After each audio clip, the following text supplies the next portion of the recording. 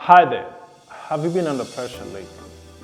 Maybe it's finance, maybe it's age, maybe it's relationships.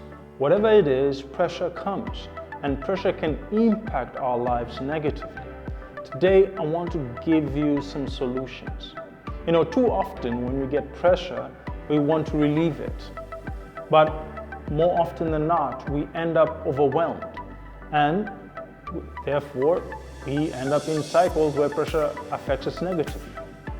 But why is the case? Often it's because we focus on the wrong things. We focus on the symptoms and not the causes.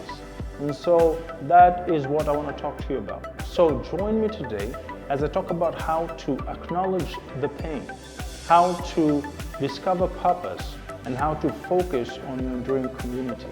By the end of my talk today, you will learn three definitive concepts that will help you mitigate the effects of pressure in your life. So, join me.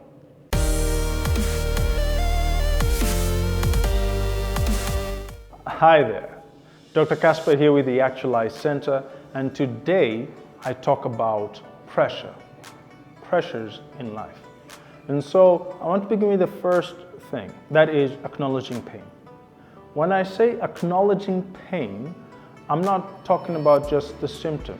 I'm talking about the root cause. And why is this important? It's because pressure leads to many other things: fear, anxiety, panic. And as a result, it begins to affect and infect other areas of our lives. And this is why many times you can go off on someone, you can end up doing negative behaviors. And the reason why is because you are under pressure. And sometimes we don't actually understand where the pressure is coming from. So the first thing I want you to do is slow down and try to find the root cause, right? Is it something from the past? Is it something present? Where is the pain coming from? Now, why am I saying this? It's because if my thumb was throbbing and in pain, what would you advise me to do? Maybe the first thing you will do is find something cold, like an ice pack, and put it over my finger to reduce the pain temporarily and to reduce the swelling. But that doesn't solve the problem, because you don't know what caused my thumb to behave that way. Did I cut myself? In that case, I need medication in order to not get an infection. Or maybe I banged my thumb somewhere. In that case, I need to stabilize my thumb because maybe I fractured something. You see, the same symptom, different causes. And so today, when you look at your life and the actions and behaviors you are exhibiting, you must begin by acknowledging the pain. The second thing is, after pain, acknowledging pain, is discover purpose. Why is this important?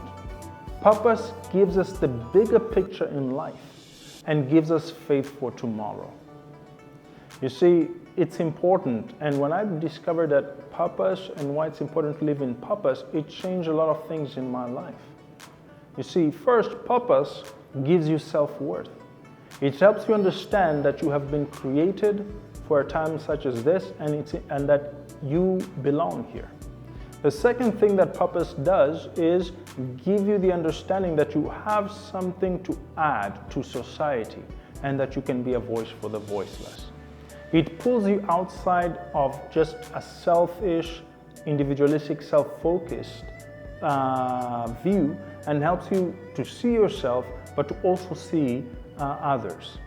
And so there's something you can give back. It doesn't matter how hard life is, even a smile. There's something you can contribute today positively to society. So begin to think about how your life can be lived in purpose, because it will pull you away from focusing on just those areas that are giving you so much pressure. Lastly, people. Focusing on your enduring community. The other day I was feeling pressure.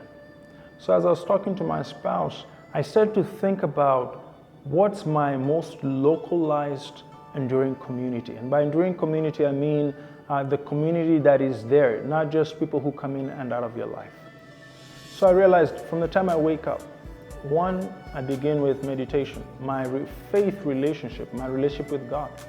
Then from there, my relationship with myself, my emotions, my spirit, my body. And then my relationship with my spouse, my wife. Then my relationship with my kids.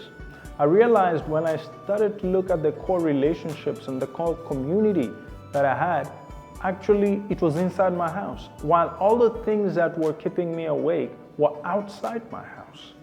Work and money and investing and other things. And not that those things are not important. But when I start to focus on my community, I find that I find my purpose, that my purpose is tied into my community. And when I see these things, I realize my worth is actually not tied to those things that are giving me pressure. So that's what I want you to do. Sounds simple, but it really ain't. It's important to have a self-reflection of how you're living your life now and in the future. Because if you don't do that, you will start getting pressure. And that pressure will cause you to behave negatively. And sometimes it will make you act adversely to your purpose and to your community. And so as you go forth, I just encourage you, acknowledge the source of the pain. Discover your purpose in life and always go back to remind yourself what your purpose in life is. And then finally, focus on your enduring community. The people matter. Until next time, this has been a moment with Dr. Casper and the Actualize Center. Oh, before I forget, we are growing this community, so please subscribe, like, and share, and we'll grow together. Until next time.